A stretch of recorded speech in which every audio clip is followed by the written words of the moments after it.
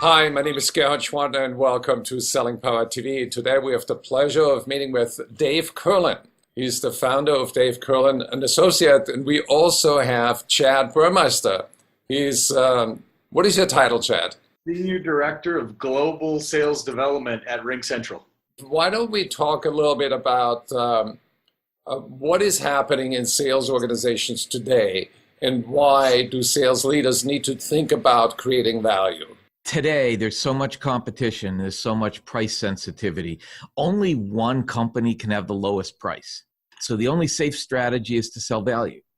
And most salespeople don't have the capability to sell value, don't know how to sell value. The other thing that's going on is that in more cases than not, sales leaders believe they can go it alone. Those of us who achieve sales leadership positions have pretty healthy egos. And we believe that going outside for help is a sign of weakness. Chad, can you share your perspective on that issue, going alone versus getting outside help?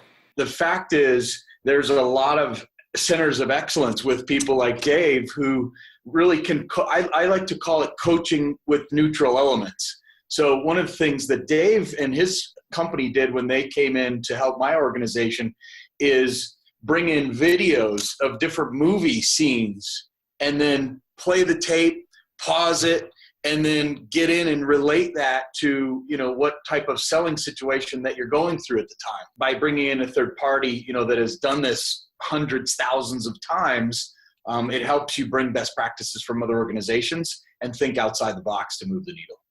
One of the things that I remember doing with you at your previous company is that there were on a number of opportunities, chances for you to record your salespeople in action on the phone, and then you'd send me those recordings, and you'd ask for feedback that I could give directly to your salespeople. Maybe you could talk a little about how that benefited them, you, and the organization as a whole. Them analyzing the call recording and or the recording of the web meeting, and then providing that summary feedback back in a 2 to 3 minute video clip that says, here's what went great with the call, here's what you could have done a little bit differently.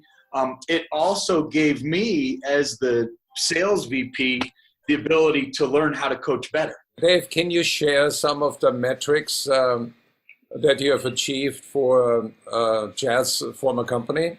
I actually can't share the metrics, but Chad might be able to. Literally every single salesperson hit their quota last year.